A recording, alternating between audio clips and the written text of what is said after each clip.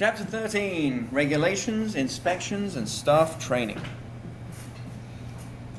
What are we going to learn about today? We're going to identify key food regulatory agencies and their roles, describe the purpose and types of food inspections, explain the manager's responsibilities during an inspection, and outline effective staff training programs.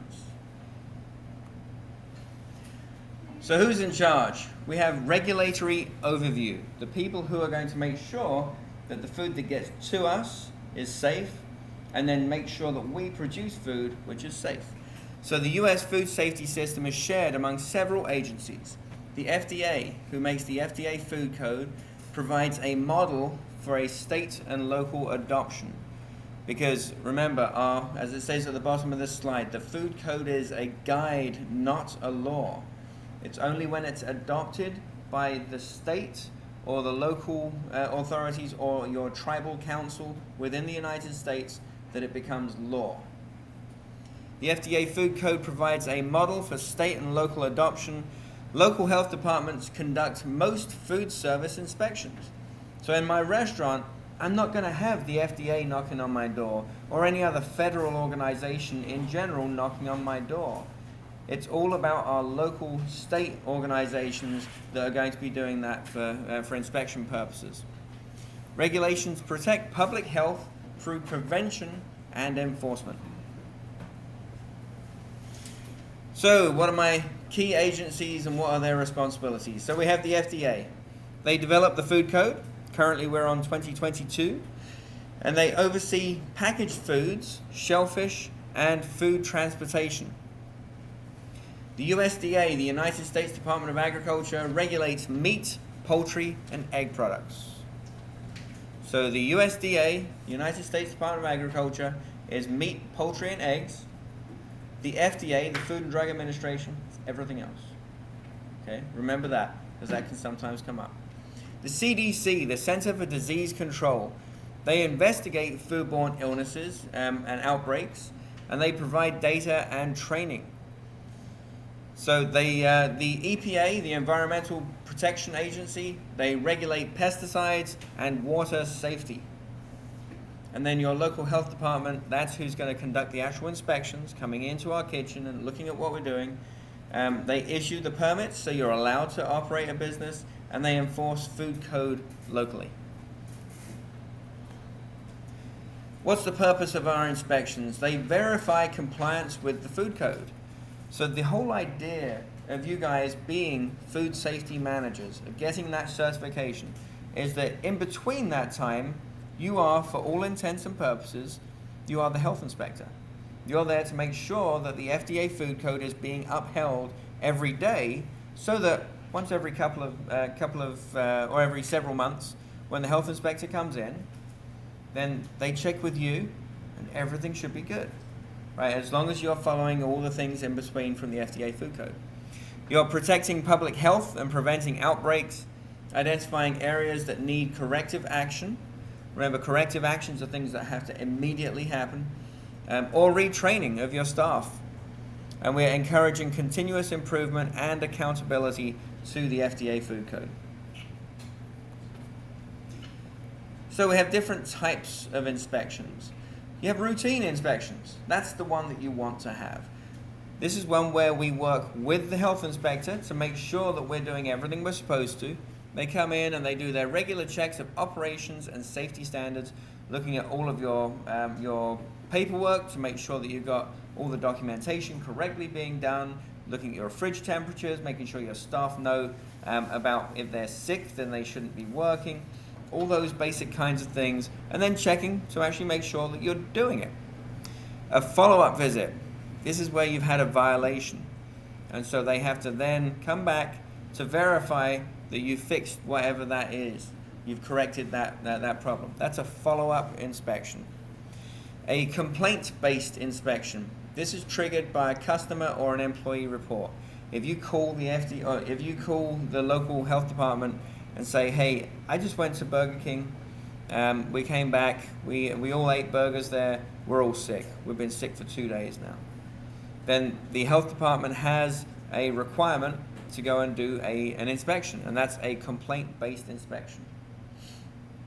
And then we have hazard-based or emergency inspections. That's conducted after an illness, a fire, a flood, or a contamination event has occurred, that they need to go in there to verify that it's not going to continue occurring. The manager's role during an inspection.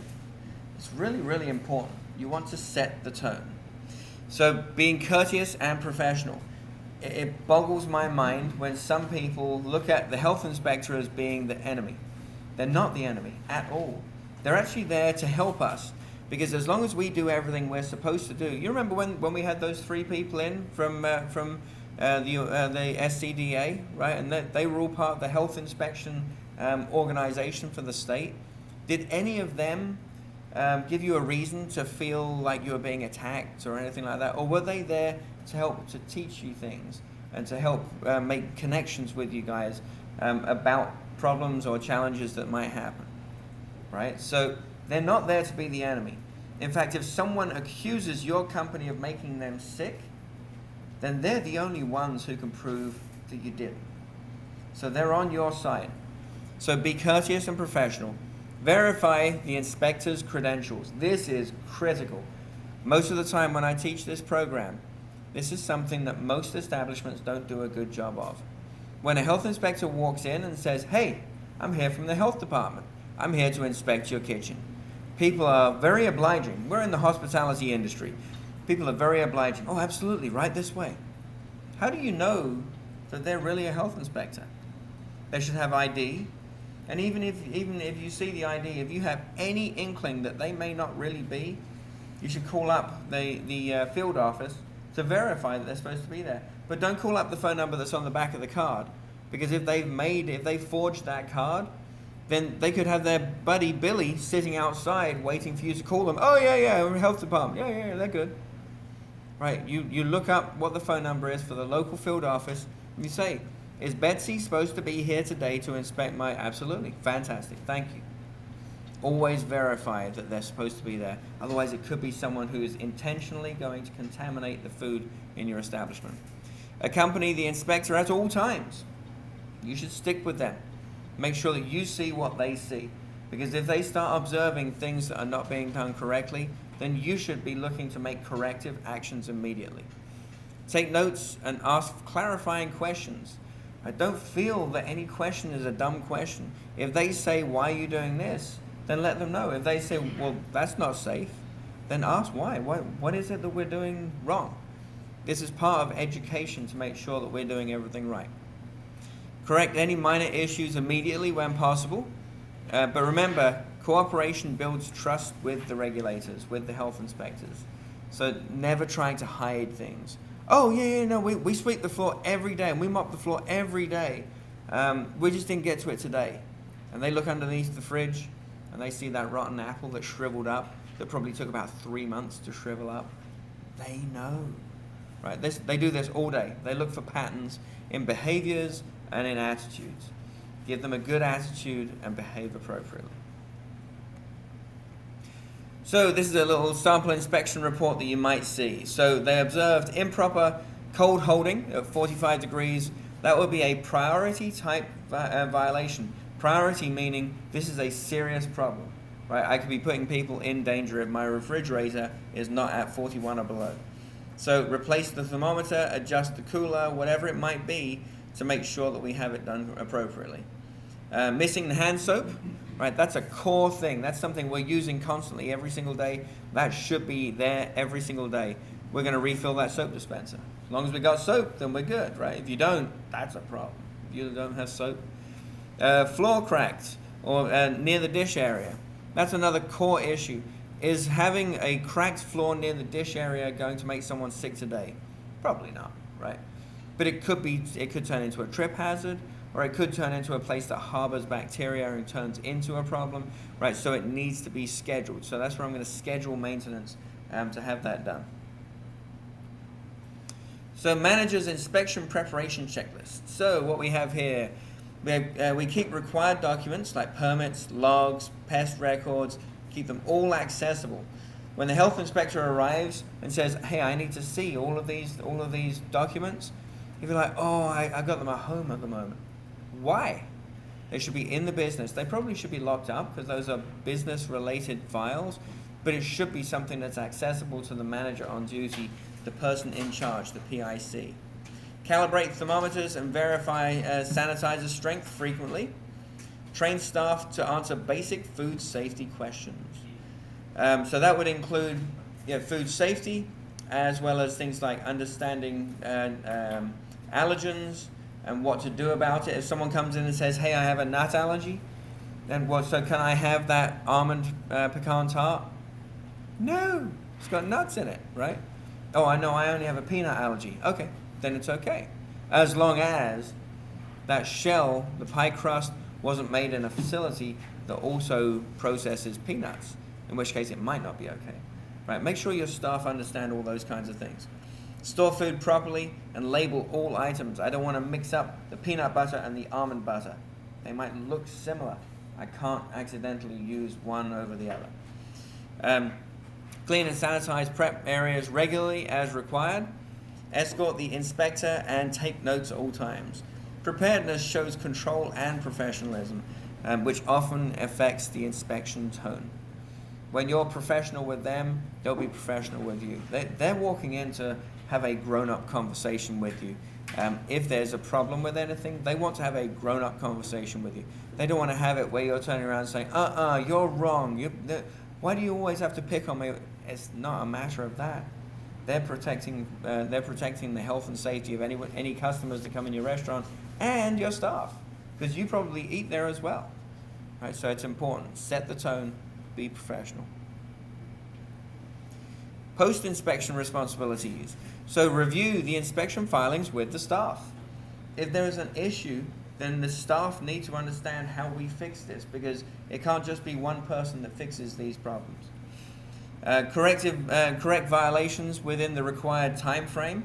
Some of them you may be given days. Other ones you may be given a couple of weeks or a few weeks, depending on how significant and how imminent the danger could be, versus how long it would realistically be able to take to get it fixed. Submit written documentation of corrective actions, and then retain reports for records and trend analysis. So staff training goals. Ensure consistent compliance with safety standards, reduce violations and foodborne illness risks, reinforce proper hygiene and food handling habits, build employee confidence and accountability. Thank you. Our training program. So we should be looking at all of these areas and making sure that we're able to verify that these things happen, so we're documenting. So we're looking at personal hygiene. It should be every single new hire, and then regularly after that, working with the manager or trainer. And it can be an observation, it can be quizzes, various things like that. Time and temperature control should be done at hire and then quarterly to remind people of the appropriate setups that we should be using. The shift leader would be in charge of that, and maintaining temperature logs. Cleaning and sanitizing should be done on a daily, weekly, monthly basis, with the sanitation manager should be in charge of that, and training people on that at least monthly. And we should have an inspection checklist to make sure that nothing gets missed. Cleaning and then allergen awareness should be done at hire and then annually to remind everybody the dangers of allergens and what we should be looking at to keep our customers safe. We should have a manager that's responsible for that. Again, that would be a quiz or role plays, various different things like that to make sure people understand. And then cross-contamination prevention. It should be done quarterly. Managers should do that and should be observing and then correcting, and observing and correcting. Training best practices. We should be using various different methods, just like here in school, right? We don't just have it to where we sit in the classroom all day long. We're going to put things into action as we actually learn how to do something and then do that thing, right? You think back to when you were in intro, when we learned about cooling things, right? What did we do? We had the different pots of boiling water, all the same amount, and we learned how different methods of how we can cool that food safely or unsafely, right? It's things like that that you want to have different ways of teaching these things. Keep sessions short and focused, right? Generally, apart from on this, how long do we actually spend in the classroom? A lot less time, right? Because You can actually learn on the job a lot of the time as well, and you tend to retain things while you're on the job doing something relevant with the information too. Reinforce key behaviors daily. Make sure that if you have positive behaviors, reinforce that. If you have negative behaviors, change it and reinforce that that needs to change. Evaluate understanding through quizzes or observations. Which federal agency publishes the food code? FDA Food Code, that's correct. 2022 is what we're on now. Who conducts most restaurant inspections? FDA, local health departments, USDA, CDC. Yep, local health department does all of our inspections. A manager should do which of the following when an inspector arrives? Ask to see ID and accompany them, leave them alone to work faster, tell staff to hide violations, or refuse entry? Absolutely. A it is. What type of inspection occurs after a violation correction? Is it a complaint-based, routine, follow-up, or emergency? It is follow-up, yes. It's going to be a follow-up inspection. When something fell short, they're going to come back for a follow-up visit and hopefully check the box. Which of the following should always be available for review during inspection? Employee pay stubs, food safety logs, social media reports, or sales figures? Yep, our safety logs should be always visible so that way if they want to come in and they want to look and see what happened with the refrigerator 3 weeks ago, then you can prove that the refrigerator was working. Or it could be like our refrigerator. When you look at our refrigerator logs, that first refrigerator was getting warmer and it wasn't recovering. So there was a few days there where until it was fixed, and now it's right back down again. So you can actually see the trail of where it's gone through maintenance and now it's back to normal again. So our manager responsibilities: we understand federal, state, and local regulatory structures. We cooperate with inspectors and document actions. We maintain accurate records, and we train employees and verify the knowledge of all of our staff. So overall, we've learned the FDA Food Code provides national guidance and safety food handling. It is not law, though. It's the local laws which are implied from the Food Code. Local health departments conduct inspections and enforce the standards and laws. The managers must prepare, participate, and respond appropriately. An effective staff training ensures long-term compliance so that we don't make people sick. And that's it, chapter 13.